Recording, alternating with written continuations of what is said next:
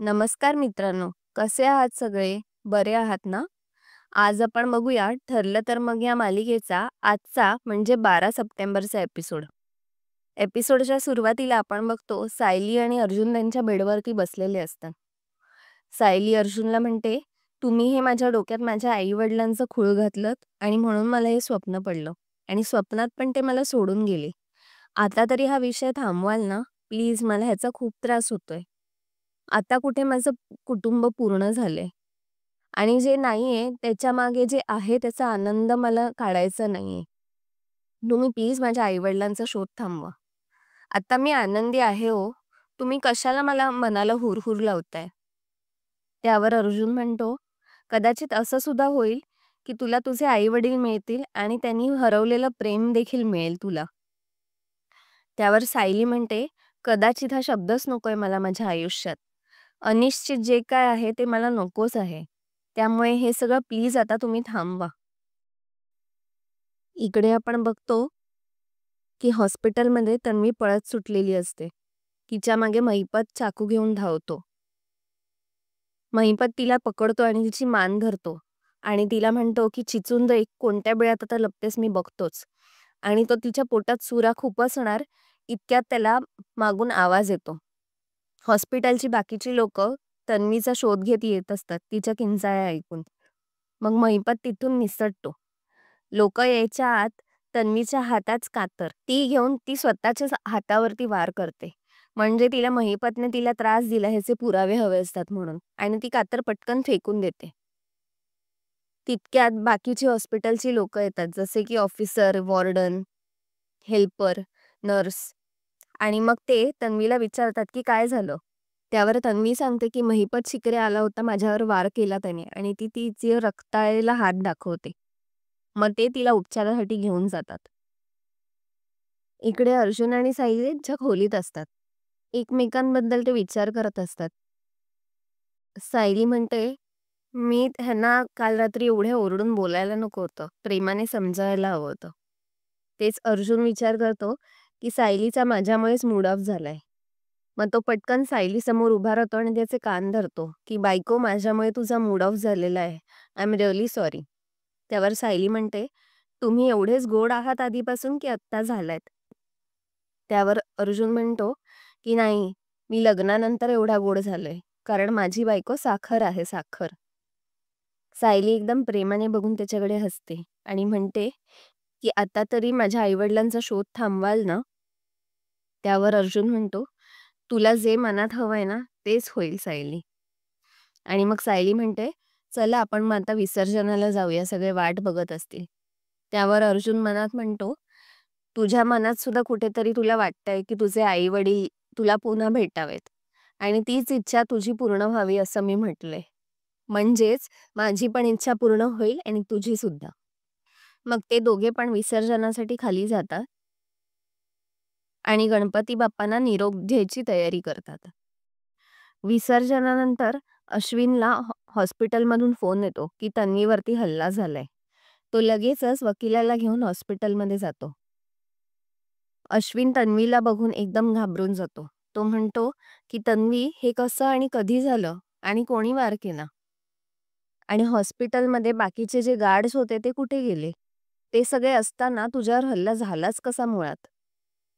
मग तन्वी त्याला डिटेलमध्ये सगळं सांगते की कसा महिपत रात्री आला होता आणि मोठा सुरा होता त्याच्या हातामध्ये. त्याला तिला मारूनच टाकायचं होतं. पण तेवढ्यात तो वॉर्डबॉय आला आणि त्याने महिपतला बघितलं. म्हणून महिपत स्वतःची ओळख दिसू नये म्हणून तिथून निसटला. "मी खूप घाबरले होते रे अश्विन. मला काय झालं असतं तर? बापरे!" इकडे आपण बघतो की अर्जुन आणि सायली खाली विसर्जन करून घेतात. त्यानंतर सगळे गप्पा मारत बसलेले असतात. त्यावर सायली म्हणते की "अस्मिताताई, पुढच्या वर्षी एक लहान पाहुणा असणार आहे आपल्यासोबत गणपती बाप्पांची आरती करण्यासाठी." त्यावर कल्पना म्हणते, "पुढच्या वर्षी तर असणारच, पण त्याला खेळण्यासाठी एखादा मामे भाऊ किंवा मामे बहीण तर पाहिजे की नाही? काय अर्जुन?" आणि मग सगळे हसतात.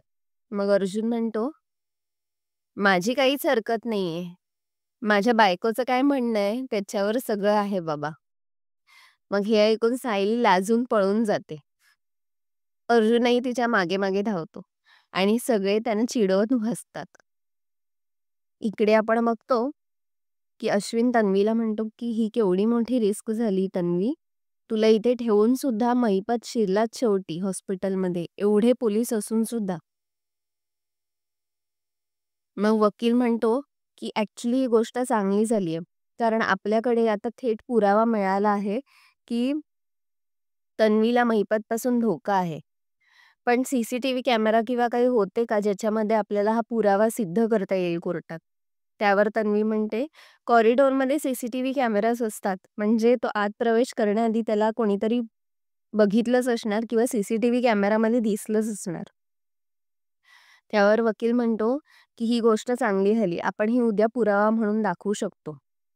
त्यावर अश्विन म्हणतो, चला काहीतरी चांगलं निघालं या सिच्युएशन मधून. तन्वी, आता ह्यापुढे आपल्या मनासारखंच होणार. आणि मग अश्विन तिथून निघून जातो. मग तन्वी मनात म्हणते, अरे मूर्खा, आपल्या मनासारखंच होणार म्हणजे मी एवढी मोठी रिस्क घेतली आहे, माझ्या जीवावर बेतण्या एवढी, आणि मनासारखंच नाही झालं तर काय उपयोग त्याचा? तुला तर काय माहीतच नाहीये अश्विन, किती मूर्ख असशील तू. इकडे आपण बघतो की सायली अर्जुनचा डबा तयार करून देत असते. त्या डब्यामध्ये ती एक चिठ्ठी टाकते की प्रिय बाबा, मी माझ्या आत्तेभावंडांशी खेळण्यासाठी खूप उत्सुक आहे. त्याच्यामुळे तू प्लीज लवकरात लवकर मला या जगात घेऊन ये आणि मला घरी आण. आणि ही चिठ्ठी ती अर्जुनच्या डब्यामध्ये ठेवते.